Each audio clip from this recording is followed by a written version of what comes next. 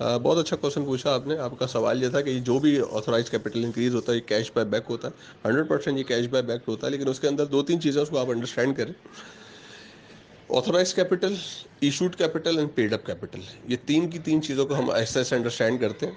देखिए, मैंने कंपनी खोली, उसके लिए मुझे पैसों की ज़रूरत थी। 5 लाख मैंने डाले, 5 लाख हारून भाई ने डाले, हम लोग ने 10 लाख रुपए एक कंपनी में डाले। अब हमने इसको पब्लिक को शेयर सर्टिफिकेट की सूरत में देना था, तो हमने 10 रुपये एक शेयर की कीमत रखी और 1 लाख शेयर इशू कर दिए। 10 रुपये के साथ 1 लाख शेयर इशू किए। वो 10 लाख रुपए जो हम लेके डाले थे हमने वो, तो ये हमारा जो टोटल जो 10 लाख की इन्वेस्टमेंट थी ये कहलाया ऑथराइज कैपिटल। हमने क्या किया कि 5 लाख जो 50,000 शेयर थे वो मार्केट कर दिए और 50,000 हमने घर पे ले गए। हमने कहा यार इसको बाद में निकाल रहे हैं, हमें लगता है कंपनी 2 या 3 साल बाद बहुत प्रॉफिटेबल हो जाएगी, तो हम ये 50,000 घर में रखते हैं और 50,000 जो है उसी के साथ जो है, बल्कि 50,000 शेयर 5 लाख से हमारा काम हो जाएगा। अभी जो है ना, हमें जितनी मशीनरी चाहिए, चीज़ें चाहिए, जगह चाहिए, हम ये 5 लाख से कर लेंगे। 5 लाख रखते हैं और आगे जाके फिर देखेंगे। 2 या 3 साल बाद वो 10 रुपये का शेयर जो है वो 20 या 30 रुपये का हो गया। ठीक है, तो उसके बाद जो है वो नए नए इन्वेस्टर्स, नए नए लोग आए कि हमारे को भी यार इसके शेयर्स वगैरह चाहिए, हमारे को भी इस कंपनी में इन्वेस्ट करो, आगे जाके ये 60 रुपये का हो सकता है। तो वो जो शेयर हमने घर में ले जाके रखे थे, वो जो घर में ले जाके हमने रखे थे, हम चाहें तो उसको 50 रुपये, 40 रुपये, 100 रुपये, 10,000 रुपये तक का हम उसको मार्केट कर सकते हैं।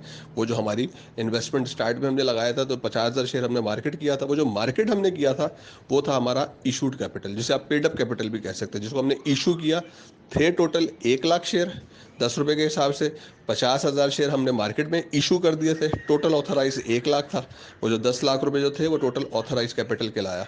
50,000 शेयर जो थे वो हमने मार्केट किया, वो इशूड के लाया, और 50,000 हमने अपने पास बैलेंस रखे।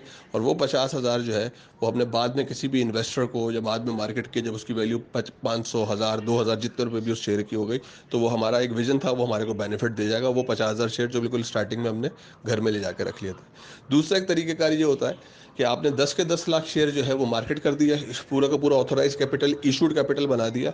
और बाद में हमारी कंपनी ने इतनी तरक्की की, लेकिन हमारे पास पैसा नहीं था, तो एक इन्वेस्टर आके कहता है यार कि मुझे तो आपकी कंपनी में बहुत इंटरेस्टेड हूँ कि ये तो आगे जाके एप्पल बनने वाली है, तो आप एक काम करें कि मुझसे भी जो है ना 10 लाख रुपए ले लें, तो हमारा ऑथराइज कैपिटल डबल हो जाएगा। हमारे जो टोटल 1 लाख शेयर थे वो ऑटोमेटिकली 2 लाख हो जाएंगे। ठीक है, तो टोटल जो जो ऑथराइज कैपिटल इंक्रीज होता है वो इन्वेस्टमेंट के जरिए, जो बैक एंड पे जो आपका सवाल था कि बैक बाय कैश होता है, तो 100% उसके बैक के ऊपर कैश आता है, तो इसी वजह से वो ऑथराइज इंक्रीज हो जाता है।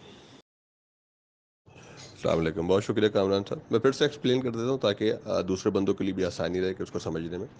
देखिए, एग्जांपल वही रखते हैं। 1 लाख शेयर थे हमारे, और हमारे पास जो कंपनी का टोटल कैपिटल था, जो मैंने और हारून भाई ने मिलकर कंपनी में डाला था, वो था 10 लाख रुपए। तो देखिए, जब हम कैपिटल की बात करते हैं तो वो कहलाता है ऑथोराइज कैपिटल। हमने जब पैसों की बात की, कंपनी में पैसे कितने पड़े हुए हैं, तो वो कहलाता है ऑथोराइज कैपिटल। पैसे पड़े हुए 10 लाख, लेकिन हम ये पूछें कि इसके अगेंस्ट में शेयर कितने इशू हुए, जो 1 लाख थे 10 रुपये के हिसाब से, क्योंकि हमने 10 रुपये वैल्यू रखी थी तो वो 1 लाख बने, तो वो कहलाता है ऑथोराइज स्टॉक। तो जब हम कैपिटल की, अगर मैं ये पूछूं कि कंपनी में पैसे कितने हैं, तो वो बताएंगे 10 लाख रुपए, तो वो होगा ऑथराइज कैपिटल। अगर मैं ये पूछूं कि कंपनी के स्टॉक्स कितने, कंपनी का शेयर कितने हैं, तो वो पता लगेंगे 1 लाख, तो ये ऑथराइज कैपिटल बन गया और वो ऑथराइज स्टॉक बन गया।